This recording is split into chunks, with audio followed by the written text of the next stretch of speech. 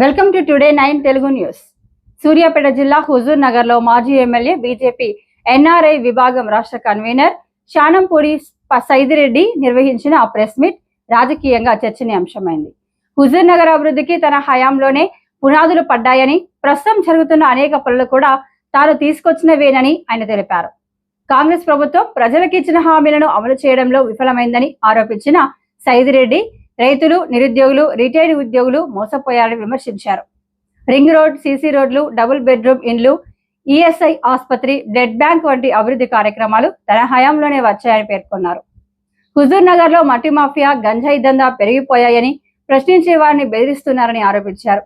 రానున్న రోజుల్లో బీజేపీ అధికారంలోకి రావడం ఖాయమని, ప్రజల ఆత్మగౌరవం కోసం అందరూ కలిసి పనిచేయాలని పిలుపునిచ్చారు. నియోజకవర్గ అభివృద్ధి తన లక్ష్యమని, ఇక్కడ ఉండి ప్రజలకు సేవ చేస్తారని శానంపూడి సైదిరెడ్డి స్పష్టం చేశారు. మనం కూడా జనాలలో ఒకటి చేర్చుకోవాలి.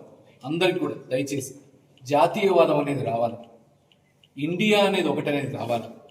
ఎక్కడున్నా ఇండియాలో పుట్టిన ఆ ప్రేమ పెరగాలి జనాలల్లో. అంతేగాని ఎంతసేపటికి నాకేమొస్తుంది, నేనేమొస్తా, మొన్న కాంగ్రెస్ని చూసినట్టే ఉంటుంది పరిస్థితి. 6 గ్యారంటీలు, 600 అబద్ధాలు చెప్పగానే అబద్ధాలు చూసినాం, ఓటేసినాం, కేలు కథం. ఈరోజు హుజూర్ నగర్ సంగతి చూసి తెలుస్తుంది. నేను ఎమ్మెల్యేగా ఉన్నప్పుడు చేసిన పనులు, దాని ఎక్స్టెన్షన్స్ తప్ప కొత్త పని అనేది ఈ మధ్యకాలంలో చేసిందంటే మీరు చెప్పండి. మీరు అందరూ విలేకరులు ఉన్నారు. దాంతోపాటు ఇలా విలేకరులు ఉన్నారు. ఇలా మీరున్నది చెప్పడం కాదు, విలేకరులు అంటే వాళ్ళు మెయిన్ పేపర్లకు ఉన్న 3-4 విలేకరులు తప్ప మొత్తం కూడా శాలరీ లేకుండా పనిచేసేటోళ్ళు, రోజు రోజు పనిచేసేటోళ్ళే. ఎండ వాన లేకుండా కష్టపడి పనిచేసేటోళ్ళు. వాళ్ళ కోసం ఆ రోజు పోరాడి, ఈ లీగలే కావాలన్నట పోరాడి, చేతుల మీదుగా ఎంఆర్ఓ చేతుల మీదుగా ఉత్తమ్ కుమార్ రెడ్డి ఎంపీకుంటే ఆయనకు కూడా తెలియజేసి అధికారిక ఎమ్మెల్యే ఆఫీసులో పట్టాలు ఇవ్వడం జరిగింది. ఒకవేళ తప్పు అయితే ఇచ్చింటుంటే నేను ఇచ్చిన నా మీద కూడా కేసు పెట్టవచ్చు, మీరు జైలుకు పంపించవచ్చు. కానీ ఆ ఇచ్చిన పట్టాలను కూడా మీరు కావు, మీరు కట్టుకోవద్దు, కట్టుకుని కూలి చేస్తాం, ఇక విలేకరులను కూడా బ్లాక్మెయిల్ చేసి భయపెట్టే స్థాయికి వస్తే ఇంకా ఎవరిని చేయలేరు. ఈరోజు పోలీస్ వ్యవస్థ చూసారు మీరు. నేను ఏ రోజు కూడా కక్షపూరితంగా కేసులు పెట్టింది లేదు. ఆ రోజు కేసులైనా మీరు ఇప్పుడు కూడా రికార్డులు ఉంటాయి. 2019 నుంచి 2023 దాకా కేసుల లిస్ట్ చూడండి. ఏ పార్టీ మీద ఎక్కువ కేసులు అయినాయి, ఏ పార్టీ అభ్యర్థుల మీద కేసులు అయినాయో మీరు లిస్టు చూడండి, మీకు తెలుస్తుంది. కానీ ఈరోజు ఎంత విచ్చలవిడి అవుతున్నాయంటే కేసులు. మళ్ళా సేమ్ హుజూర్ నగర్ ఆఫీసులలో కుర్చీలు వచ్చినాయి, ఎక్కడ పెట్టిన పైరవీలు వచ్చినాయి, పైరవీ కార్లు వచ్చిండ్రు. ఆయన ఊత పదం ఉండేది కదా, ల్యాండ్, శాండ్, వైను, మైను, ఇప్పుడు మట్టి కూడా ఎడైంది దానికి తగ్గట్టు. దళారుల చేతుల్లో పెట్టిండు. దయచేసి ఇక్కడ ఏం జరుగుతుందో చూడండి. ఎక్కడెక్కడ ఈ మట్టి రాజ్యాలు రాజ్యం వెళ్తున్నాయో చూడండి. ఎక్కడ పోలీస్ స్టేషన్ల కేసులు ఎట్లయితున్నాయో చూడండి.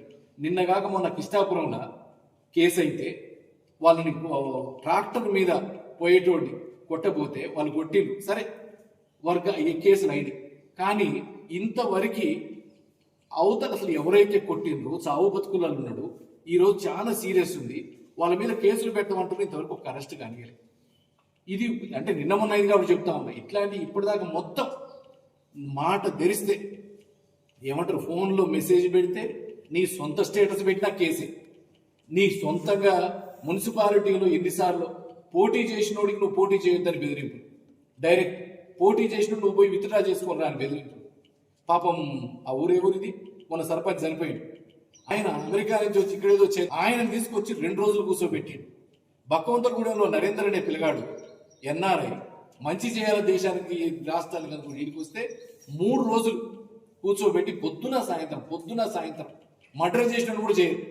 అట్లా పనిచేసి మళ్ళీ గెలిచి వచ్చింది ఈరోజు. అంటే నేను ఉదాహరణలు చెప్తా ఉన్నా. ఎంతసేపటికి దయచేసి మీరు, ఇది మన హుజూర్ నగర్, ఇది రాజ్యం, తెలంగాణ ఆత్మగౌరవం ఏర్పడింది. మీరు అంతేగాని మనసులు చంపుకొని రాజకీయం చేయకండి.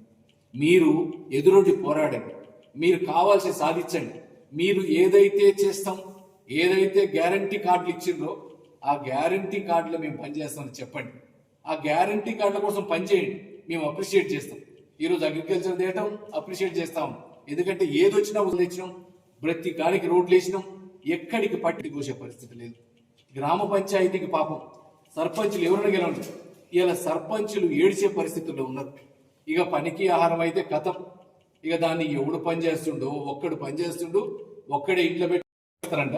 100 రూపాయలు వాడికి ఇస్తారంట, 200 చేతులు పెట్టుకుంటారంట. ఎందుకంటే నువ్వు పని చేస్తున్నావు, వాడి బయటకు పోతున్నావు కదా అంటున్నాడు. ఇది ఒక్కడు జరిగే విషయం కాదు, పనికి ఆహార పథకం అన్ని చోట్ల జరిగే విషయం.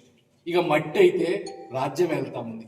మట్టిని నువ్వు ఏ ఊర్లలో పడ్డా కొండలు గుట్టలు అయిపోయినాయి. ఇప్పుడు ఇక ఏ కొండ మిగతాలు నీకు చూడటానికి మొత్తం ఫ్లాట్ ల్యాండ్ చేసి పారేసారు 2 సంవత్సరాలలో. నేను ఇప్పుడు దాకా కూడా ఏ రోజు సంవత్సరం ఇద్దాం, ఇంకో సంవత్సరం ఇద్దాం, బాగా పనిచేస్తా ఉన్నారు. మనం ఇప్పుడే విమర్శలు చేస్తా ఉంటే ఈడబుట్టి ఈడ పెరిగినోడుగా విమర్శల కోసమే రాజకీయాలకు రాలేదు. నేను ఈరోజు ఎంతసేపటికి యూత్ని డెవలప్ చేయాలా, మహిళలను ఎంపవర్ చేయాలా, మనం దాంతోపాటు హుజూర్నగర్ అభివృద్ధి చేయాలని రాజకీయాల్లోకి వచ్చిన. అందుకని చెప్తా ఉన్న అందరికీ దయచేసి మీరు విలేకరులకు ఇచ్చిన పట్టాలని వాళ్ళకి ఉండనియాలా. దానితో పాటు ఎవరైతే విలేకరులు కూడా ఏమంటే ప్రశ్నించండి మీరు కూడా దయచేసి. ఎందుకంటే మీరు ఇంకా క్వైట్ మిమ్మల్ని చేసేది ఏం లేదు. మీరు క్వైట్ ఉన్న కొద్దీ ఈ అరాచకాలు పెరుగుతూ ఉంటాయి, ఈ పని చేయకపోవటం పెరుగుతూ ఉంటుంది. మీరు ఇచ్చిన ఒక్కొక్కరికి ఇచ్చిన ప్రామిసుల మీద ప్రశ్నించండి, మాట్లాడండి. ఈవెన్ మేము తప్పులు చేసినా, బీజేపీ చేసినా, ఎవరు చేసినా మీరు మాట్లాడాల్సిందే. లోకలోలుగా మీరు మన అభివృద్ధి అనేది మనకి ముఖ్యం, మన పిల్లల అభివృద్ధి ముఖ్యం. మనందరం కలిసి పనిచేద్దాం. దానికోసం ఒకసారి మీ అందరినీ కలుద్దాం, మీ అందరితో మాట్లాడదామని వచ్చినాం. Thank you very much. Government form చేసేది ఖాయం. ఎందుకంటే మనం తమిళనాడు ఎలక్షన్ చూసినాం, అక్కడ డిఎంకే ఏడిఎంకే ఈ పాత పార్టీలకని వేసినాం. ఇంకా మా వల్ల కాదని విజయ్కని కొత్త పార్టీ అయిన టీవీకి విజయ్కి ఓట్లేసి, రేపు ఇక్కడ కూడా అదే పరిస్థితి రాబోతా ఉంది. బీఆర్ఎస్ని చూసినాం 10 సంవత్సరాలు, కాంగ్రెస్ పుట్టినకాయని చూస్తూనే ఉన్నాం. వీళ్ళ జీవితంలో వీళ్ళు మారరు. ఇవాళ ఏ రకమైన అవినీతి మచ్చ లేకుండా దేశంలో కానీ బీజేపీ పరిపాలిత రాష్ట్రాల్లో కానీ చేస్తూ ఉన్నారు. చాలామంది నాకు ఫోన్ చేస్తూ ఉన్నారు, అన్న ఈసారి వచ్చేది గ్యారంటీ. కొంతమంది అంటా ఉన్నారు మీరు సౌత్ తెలంగాణ లేరు, నార్త్ తెలంగాణ ఉన్నారు, ఇవన్నీ లేరు. ప్రతి దగ్గర బీజేపీ ఉంది. ఈరోజు ఓట్లు వేయడానికి జనం సిద్ధంగా ఉన్నారు. మీరు నడిస్తే మీ వెంట నడవడానికి సిద్ధంగా ఉన్నామని ఈరోజు మొత్తం కూడా మాట్లాడుతూ ఉన్నారు. ఎందుకంటే బీజేపీ చేసిన పని.